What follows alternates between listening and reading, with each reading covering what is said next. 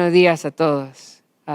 Queremos decirles que les amamos, que esperamos poder pronto estar juntos nuevamente adorando al Señor como iglesia y estudiando su palabra.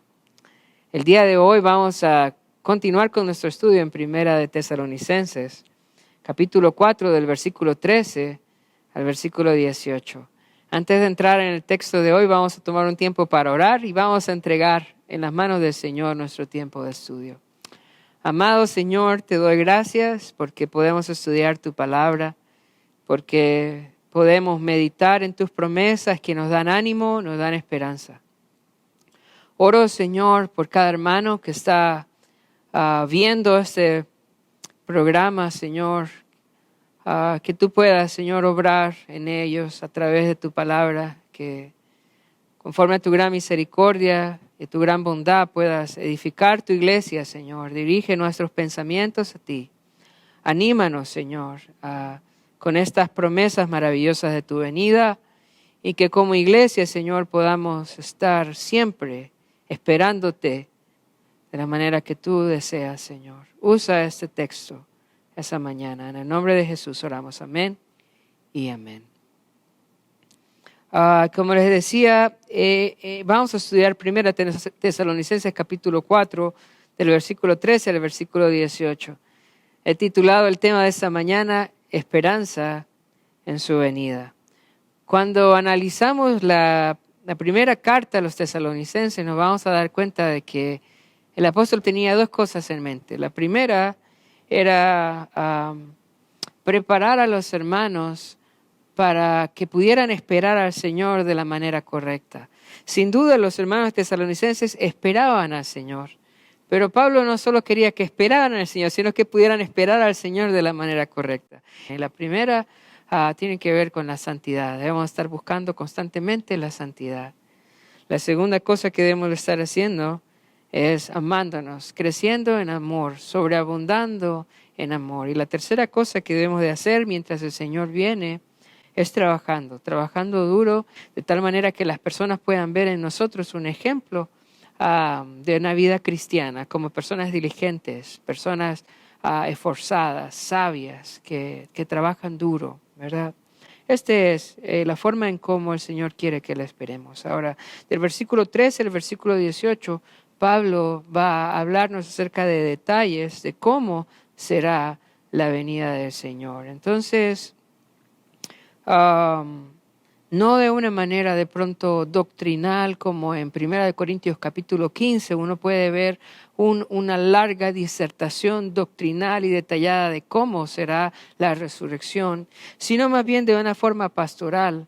Pablo quiere animar a los hermanos, revelándoles detalles acerca de cómo será la venida del Señor. Y pensando en eso, vamos a leer el versículo 13. Dice,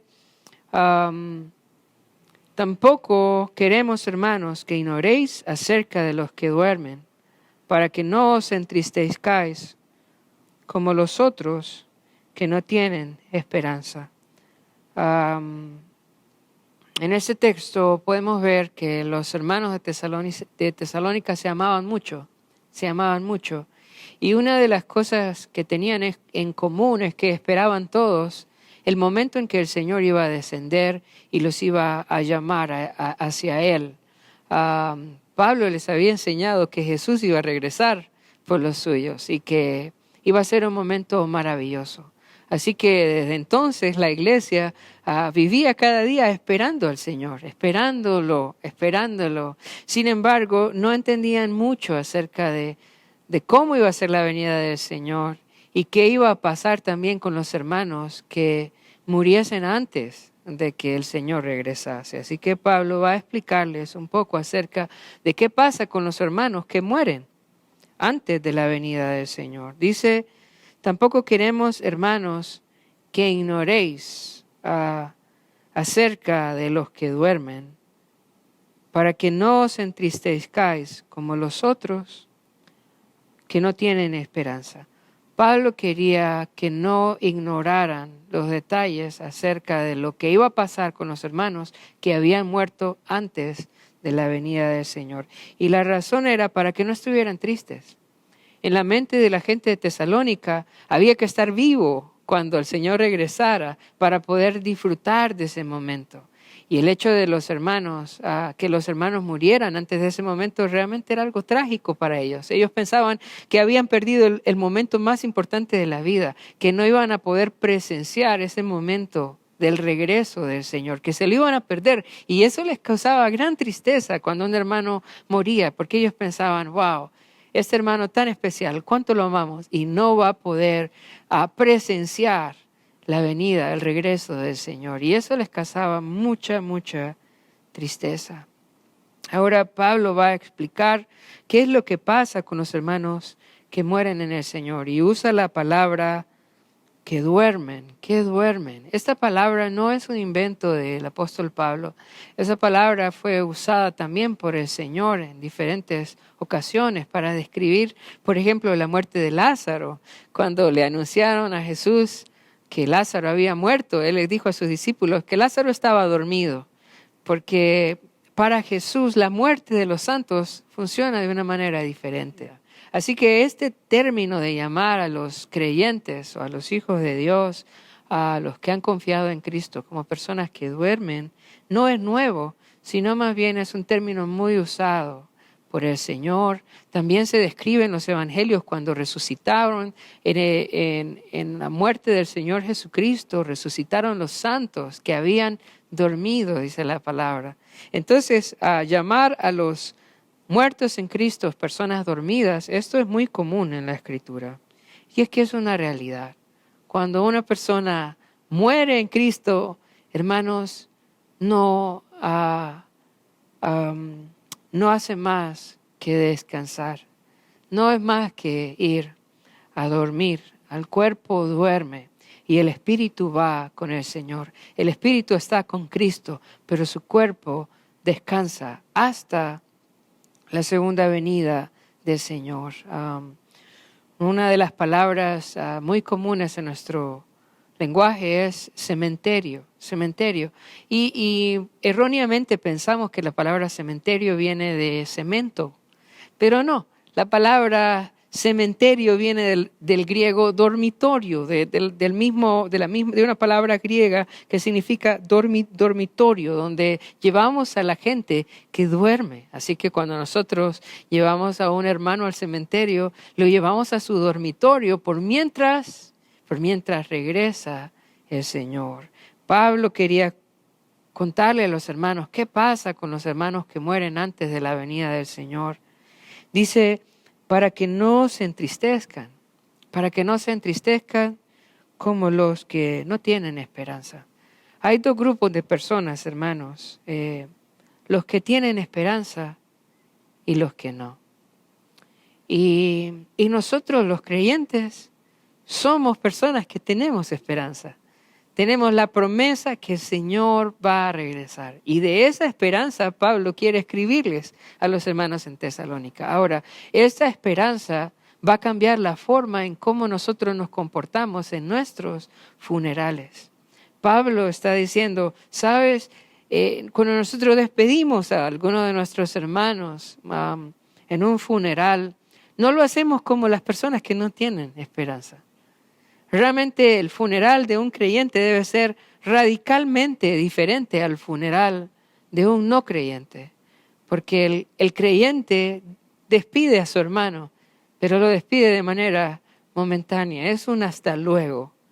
Mientras él descansa, mientras su cuerpo reposa y su espíritu va a la presencia del Señor, a descansar, a gozar del Señor, a gozar de Jesucristo, mientras el Señor regresa.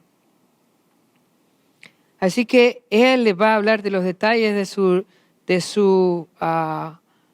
regreso del Señor y del futuro de las personas que duermen en el Señor.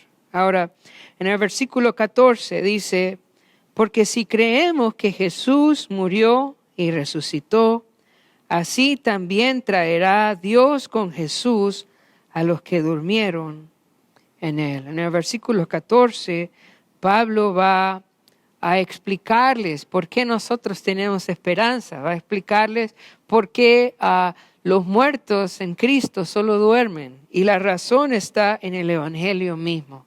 En el Evangelio mismo, en el versículo 14 dice, porque si creemos.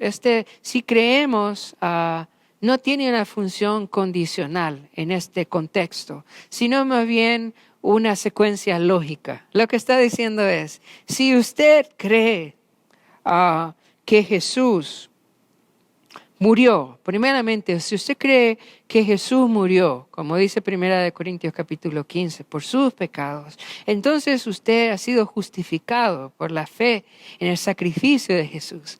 Cuando nosotros creemos en la muerte expiatoria de Jesús en la cruz, la justicia de Cristo viene a morar a mi vida y hay un precioso intercambio. La Biblia me ve a mí por medio de la fe, crucificado con Cristo, he muerto con Cristo. Ya no debo de morir yo en la cruz porque Cristo murió por mí, por mis pecados en la cruz. Eso es lo que pasa cuando yo creo en la muerte expiatoria de Jesús. Él es mi sustituto en la cruz. Él me reemplaza en la cruz. Y no solo me sustituye, sino que también me representa en la cruz. Dios, por medio de la fe, me ve a mí también crucificado en la cruz. Y ya no tengo que morir yo por mis pecados, porque Cristo ha muerto por mis pecados. Así que dice, porque si creemos que Jesús murió, pero dice, y resucitó.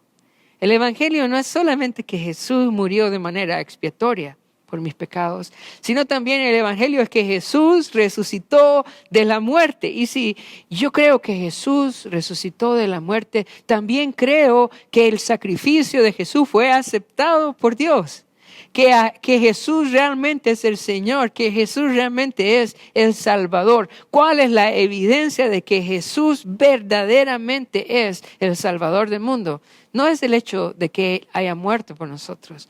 La evidencia de que Él es el Salvador del mundo es la resurrección de entre los muertos. ¿Cómo puedo estar seguro que el sacrificio de Jesús fue aceptado? ¿Cómo puedo estar seguro que realmente mis pecados han sido perdonados? Es porque Jesús resucitó de la muerte. Porque Jesús ha resucitado, yo puedo estar convencido de que el sacrificio de Jesús fue acepto delante de Dios. Así que, si yo creo que Jesús murió por mí, entonces yo creo que Él ha pagado por mis pecados. Ahora, si yo creo que Jesús resucitó, esto también me debe de llevar a una convicción. Y eso es lo que dice este pasaje.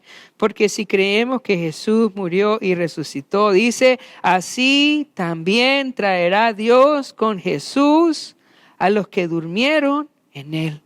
Si yo creo que Jesús murió y resucitó, también puedo estar seguro que Dios va a traer juntamente con el Señor a los que durmieron en Él. Que de la manera como Dios resucitó de la muerte a Jesús, quien es las primicias de la resurrección, así también Dios traerá con Jesús de la misma manera a la vida todos aquellos que murieron confiando en el sacrificio y en la resurrección de nuestro Señor Jesucristo. Con esta misma certeza, hermanos, que nosotros confiamos que Jesús ha muerto por mis pecados y ha sido resucitado por el Padre, con esa misma confianza yo debo de creer que el Señor, que Dios va a traer con Jesús a todas las personas que han muerto confiando en Él. Cuando yo creo en Jesús, cuando yo pongo mi confianza en Jesús, cuando yo recibo a Jesús como mi Señor y mi Salvador, Dios me va a resucitar, así como resucitó también a nuestro Señor Jesucristo. Vamos a recibir el mismo trato que Jesús recibió de parte de Dios, levantándolo de los muertos. También Dios va a levantar a todos aquellos que han confiado en Él. Y en este punto yo espero que cada uno de los que me han escuchado, nos están escuchando esta mañana a través de este medio, que ya hayan puesto su confianza en Jesús. para que puedan resucitar también con Jesús. Así como el Señor ha resucitado, que nosotros también seamos resucitados por Dios. Ahora, versículo 15 al versículo 17, Pablo va a dar detalles acerca de cómo va a ser ese encuentro con el Señor. ¿Cómo va a ser ese día que el Señor regrese? La resurrección de los muertos en Cristo se va a efectuar el día que el Señor regresa. Y Pablo quiere darnos detalles acerca de cómo va a ser la resurrección de los muertos en Cristo. Y no solamente cómo va a ser la resurrección de los muertos en Cristo, pero cómo va a ser ese momento en donde nosotros vamos a encontrarnos con el Señor. Hermanos, yo creo que nosotros no entendemos la importancia de la venida del Señor. No entendemos la importancia del arrebatamiento. No entendemos. Y de pronto por eso a veces no lo anhelamos tanto. Pero yo quiero decirte que el arrebatamiento es uno de los momentos más importantes en la vida de un cristiano. Ese día en donde va a encontrarse con el Señor. La Biblia en el Nuevo Testamento nos dice que nosotros estamos en Cristo. Ahora estamos en Cristo. La Biblia nos dice una y otra vez que estamos en Cristo. También la Biblia dice que los muertos están con el Señor. De alguna manera ahora estamos en Cristo, de alguna manera cuando nosotros morimos estamos con el Señor. Pero en el arrebatamiento vamos a estar con el Señor de una manera que no puedo siquiera imaginar, ni siquiera describirte. El Señor nos va a levantar a los que están muertos y a los que están vivos, nos va a transformar para poder estar con Él de una manera totalmente nueva, de una manera totalmente diferente a lo que estamos ahora e incluso a lo que vamos a estar cuando muramos. Es un evento que nosotros necesitamos estudiar y que nosotros necesitamos meditar, en donde Dios nos va a dar un cuerpo nuevo para poder estar con Él también de una manera nueva, de una manera que no te puedo describir, pero que voy a tratar de explicarte a través de este texto. Dice en el versículo 15, por lo cual os decimos esto en palabra del Señor, que nosotros que vivimos, que habremos quedado hasta la venida del Señor, no precederemos a los que durmieron. Porque el Señor mismo con voz de mando, con voz de arcángel y con trompeta de Dios, descenderá del cielo. Y los muertos en Cristo resucitarán primero. Pablo dice que esto lo va a decir o lo van a enseñar en palabras del Señor. Sin embargo, cuando nosotros leemos la forma en cómo describe ese momento en donde nos vamos a encontrar con el Señor, la verdad no hay ninguna enseñanza en los evangelios que podamos citar de manera textual. Creo que lo que Pablo está diciendo es, esto que les voy a compartir es algo que el Señor me ha dado a mí. En Primera de Corintios, en el capítulo 15, en el versículo 51, Pablo dice, he aquí os digo un misterio. Y creo que este rapto que la iglesia enseña, o ese arrebatamiento que la iglesia enseña, en muchas maneras es un misterio. No es algo de lo cual tenemos mucha información, pero Pablo está tratando de explicarnos cómo va a ser ese momento en que nos vamos a encontrar con el Señor. El Señor le mostró a Pablo detalles de cómo iba a ser ese momento. Dice, por lo cual os decimos esto en palabra del Señor, que nosotros que vivimos, que habremos quedado hasta la venida del Señor, no precederemos a los que durmieron.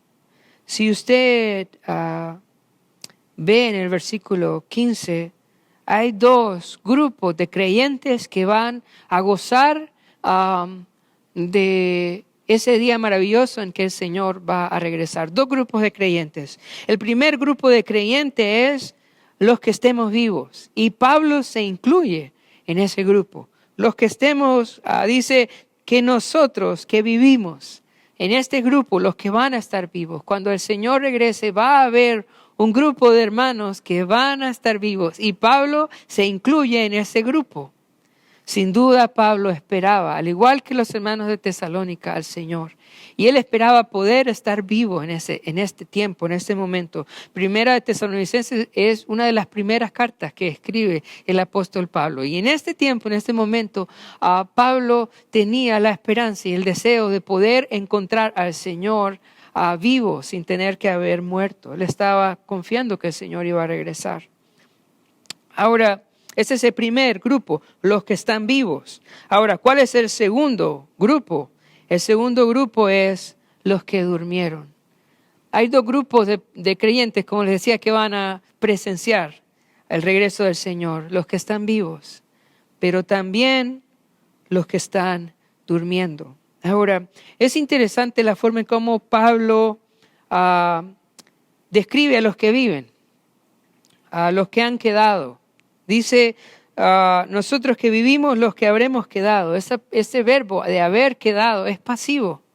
Dice que los que están vivos en el tiempo del regreso del Señor, están vivos porque el Señor así lo decidió. Esa es la idea de pasivos. No es algo que ellos han logrado por sus propios méritos o por sus propios esfuerzos. Es que Dios ha decidido que estén vivos. Y por eso permanecen vivos hasta la venida del Señor. Y el otro grupo dice, no precederemos a los que durmieron. Los que durmieron también es un verbo pasivo. Los que duermen. Duermen no porque quieren dormir. Duermen porque el Señor ha decidido que duerman, hermanos. Y eso es maravilloso en este tiempo.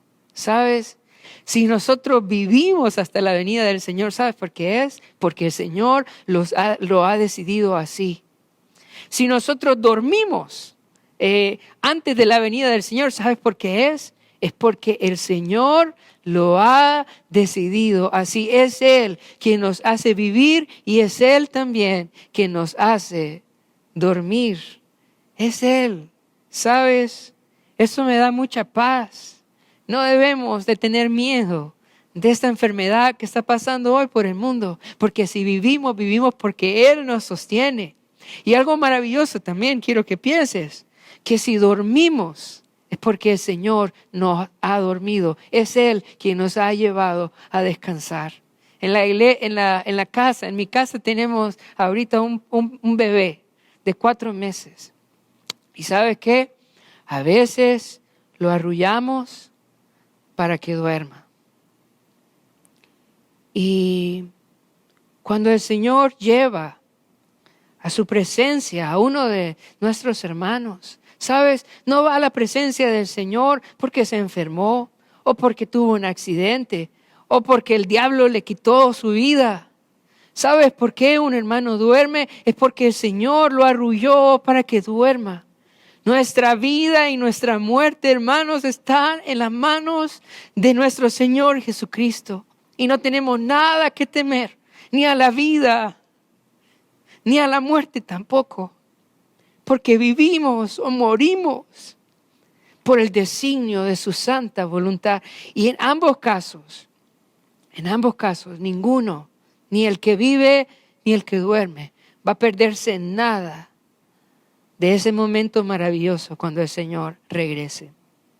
Eso es lo que está explicando Pablo. Dice, por lo cual os decimos esto en palabra del Señor, que nosotros que vivimos, que habremos quedado hasta la venida del Señor, dice, no precederemos. Los que están vivos no van a ir adelante de los que han muerto en el Señor. Ahora, ¿por qué? Dice versículo 16. ¿Por qué? Porque el Señor mismo, dice, Porque el Señor mismo, y en griego esa palabra mismo tiene la idea de hacer énfasis en una verdad, como para detenernos a pensar. Lo que está diciendo es que el Señor no va a mandar a alguien a recogernos. Lo que está diciendo este pasaje es que no es un ángel que va a venir por los suyos.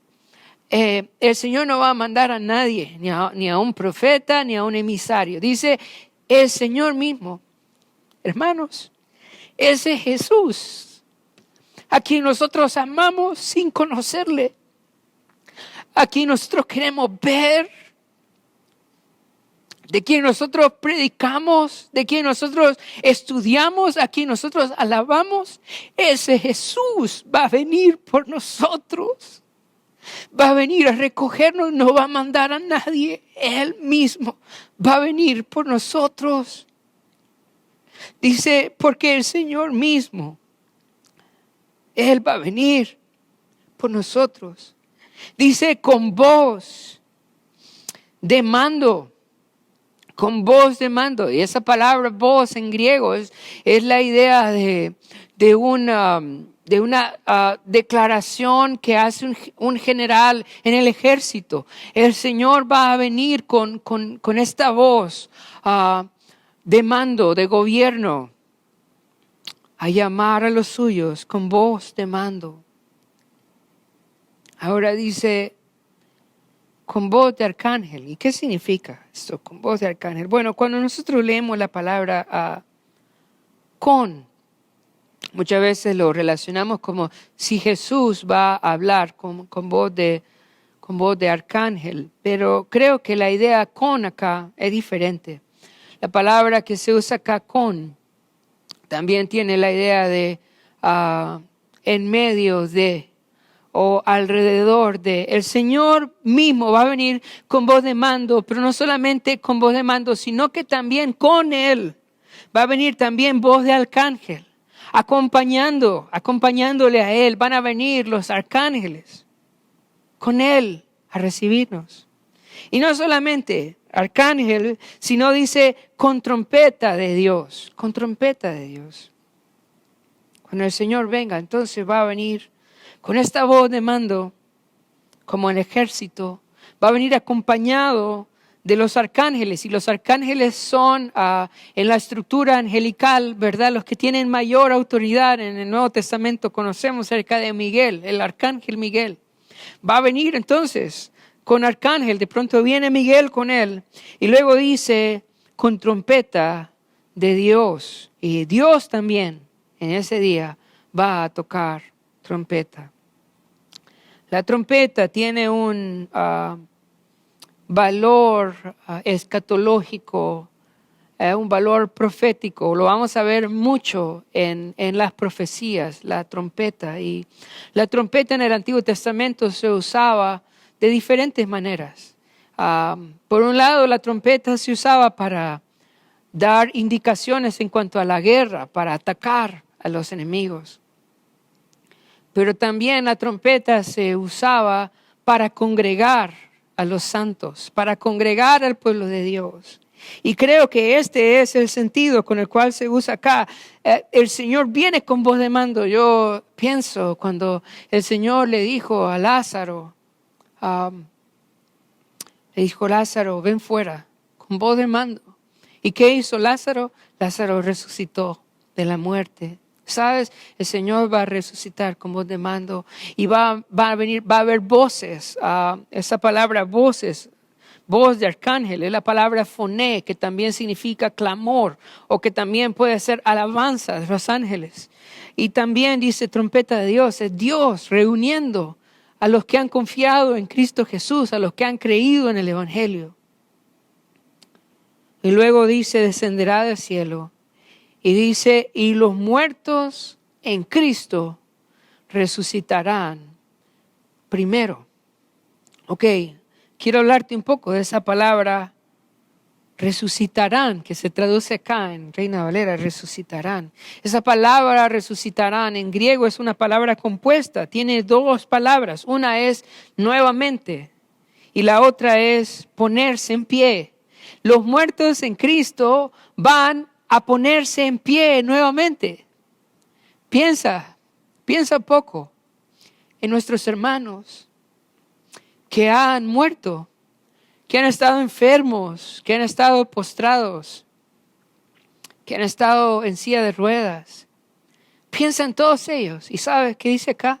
Que en ese momento, cuando el Señor venga, literalmente dice, se pondrán de pie. Se pondrán de pie. Puedes imaginar. Este momento, puedes imaginarlo. En donde todos nuestros hermanos que han muerto se van a poner de pie ante el llamado del Señor. Nuevamente van a estar de pie cuando el Señor los llame, cuando suene la trompeta de Dios. Se van a poner de pie. Dice, primero ellos se van a poner de pie.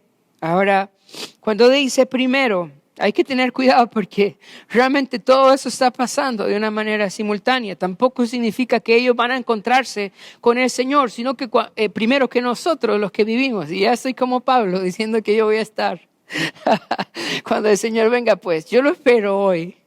Ahora, en el versículo 17 dice, luego nosotros, los que vivimos, los que hayamos quedado, dice, seremos arrebatados. Y esa palabra arrebatados significa tomados por la fuerza, tomados por la fuerza. A este evento muchas personas le llaman el rapto. Y hay un grupo de personas que no están de acuerdo que le digan el rapto. Pero la verdad es que arrebatado y rapto es lo mismo, es la misma connotación. La palabra en griego es arpazo y significa tomar algo por la fuerza. En Juan capítulo 10, cuando Pablo habla de los pastores cuando Jesús habla acerca de los pastores que son asalariados, dice que los lobos arrebatan las ovejas. Y esa palabra que los lobos arrebatan las ovejas es arpazo, que raptan. Es la misma idea, así que no hay ningún problema si a este evento se le llama rapto o se le llama arrebatamiento. La idea es que es tomado por la fuerza. Así que versículo 17 dice, luego nosotros que vivimos, los que hayamos quedado, seremos raptados o seremos tomados por la fuerza. Hermanos, no importa si usted quiere ir o no quiere irse, en ese momento el Señor lo va a tomar a usted. Si usted realmente ha creído en la muerte y en la resurrección del Señor. Dice, seremos arrebatados juntamente ¿con quién? Con los hermanos que resucitaron, que se pusieron de pie. Los que están vivos y los que el Señor puso de pie nuevamente van a ser arrebatados juntamente. Y esa palabra juntos significa al mismo tiempo. Al mismo tiempo, no hay ninguna ventaja del que vive o del que duerme. Si yo estoy vivo o yo estoy durmiendo, cuando el Señor regrese, Él me va a levantar y luego nos va a tomar al mismo tiempo, juntamente. Seremos arrebatados juntamente con ellos en las nubes para recibir, dice, al Señor en el aire. Vamos a ser arrebatados para recibir al Señor en el aire. Qué día, hermanos, tan especial ese. Qué día, hermanos. Nosotros debemos prepararnos para ese día. Nosotros debemos de vivir pensando en ese día tan especial donde nos vamos a encontrar con el Señor en las nubes. Y luego dice, y así estaremos siempre con el Señor. Y una vez que seamos arrebatados, estemos en las nubes, dice, y así estaremos siempre con el Señor. ¿Y qué es lo que a nosotros nos debe dar ese gozo y esa paz de este día? Que vamos a estar para siempre con el Señor. Y como les decía, vamos a estar para siempre con el Señor, pero de una manera diferente, de una manera plena. Yo quiero preguntarte, ¿el Señor está con nosotros hoy? Sí, el Señor está con nosotros hoy. La Biblia dice, aquí estoy con vosotros, en Mateo 28, todos los días. El Señor está con nosotros. ¿El Señor está con los hermanos que murieron en Cristo? Sí, el Señor está con ellos. El Señor le dijo al ladrón en la cruz, aquí hoy estarás conmigo en el paraíso. Pero estaremos siempre con el Señor. Está hablando de una relación plena, de la culminación, de la glorificación, en donde vamos a poder gozar de la presencia del Señor como no podemos imaginarlo, como no podemos imaginarlo. Pronto hay un poco de discusión acerca de qué pasa después, ¿verdad? Somos arrebatados en el aire, ¿verdad? Y hay un grupo de creyentes que amamos al Señor y que estudiamos la Escritura y que pensamos que vamos para el cielo, para estar con el Señor. Hay otro grupo de creyentes también que aman al Señor, que estudian la Escritura, que piensan que descendemos con el Señor también a regresar a la tierra para que el Señor destruya a sus enemigos. Ahora, lo que Pablo dice en ese texto dice, y así estaremos siempre con el Señor. Ya sea que vayamos al cielo a gozar de la presencia del Señor o que regresemos a la tierra con el Señor para que Él destruya a sus enemigos. Lo más bonito es que vamos a estar con el Señor para siempre. Como les decía, de manera personal, yo pienso que el Señor nos va a tomar para llevarnos con Él, para disfrutar del cielo. En Juan capítulo 14, si nosotros leemos Juan capítulo 14, voy a leerlo rápidamente, el versículo 1 al versículo 3 dice, no se turbe vuestro corazón, creéis en Dios, creed también en mí, en la casa de mi Padre muchas moradas hay, si así no fuera, yo os lo hubiera dicho, voy pues a preparar lugar para vosotros, y si me fuere y os prepararé lugar, escucha esto, dice, vendré otra vez y os tomaré a mí mismo, para que donde yo estoy, vosotros también estéis. El Señor fue a preparar lugar para nosotros y va a regresar. Y creo yo que va a regresar para llevarnos a ese lugar que Él ha preparado para nosotros.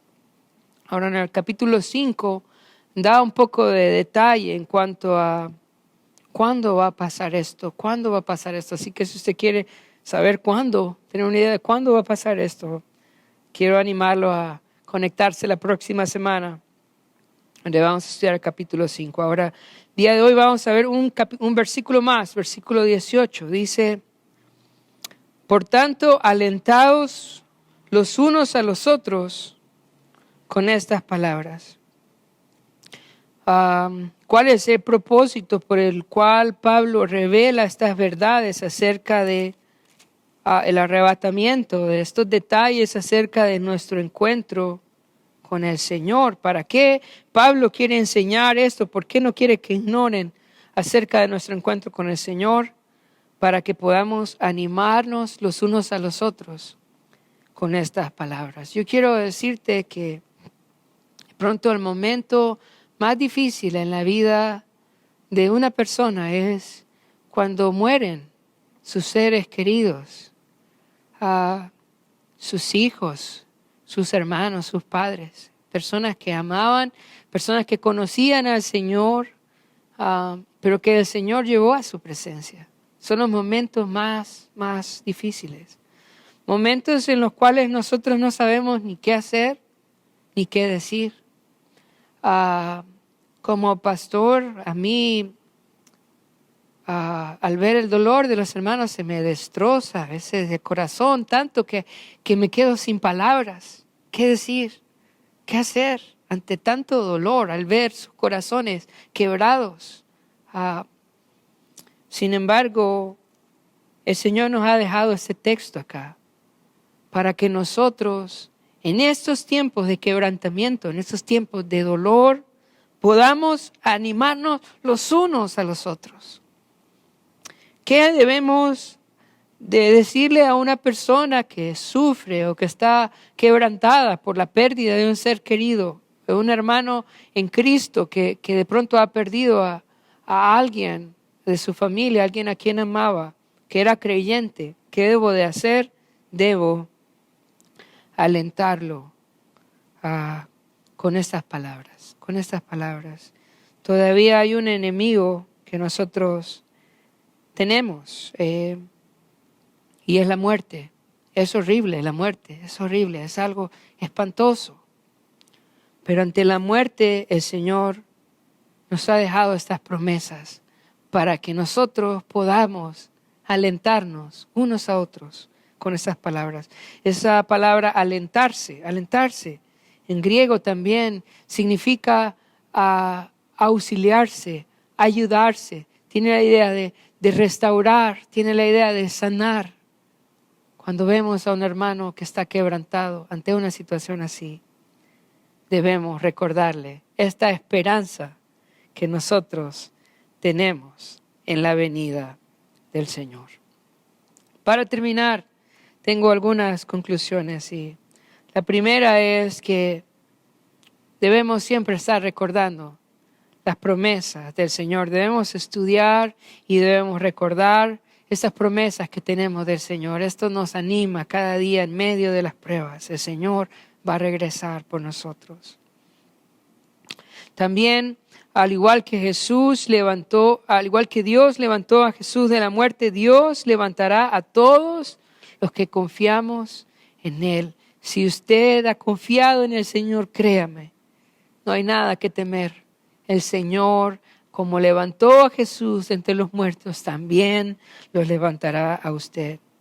Y por último, el Señor ha querido revelar cómo será nuestro encuentro con Él. El Señor ha querido darnos los detalles de cómo va a ser su venida. ¿Sabe para qué? Para que en esos momentos difíciles de dolor, en donde alguno de nuestros hermanos fallece, podamos animarnos los unos a los otros. Vamos a orar. Padre, te damos gracias por este pasaje tan especial, Señor. Te esperamos, Señor, y queremos que nos encuentres, Señor, trabajando en nuestra santidad, Señor, amándonos, que nos encuentres, Señor, siendo diligentes, de buen testimonio, Señor, trabajando en nuestros asuntos, Señor, dándote gloria a ti, Señor, en la forma en cómo vivimos. Oro también, Señor, que esta promesa pueda traer ánimo, pueda traer esperanza a cada uno de nosotros, Señor. Que ante la partida de alguno de nuestros hermanos podamos recordar que tú nos vas a levantar, Señor. Y que podamos vivir nuestro tiempo aquí, esperándote, Señor, de los cielos. Deseando ese día en que tú nos vas a tomar, Señor, y en el cual vamos a estar para siempre contigo. En el nombre de Jesús oramos. Amén y amén.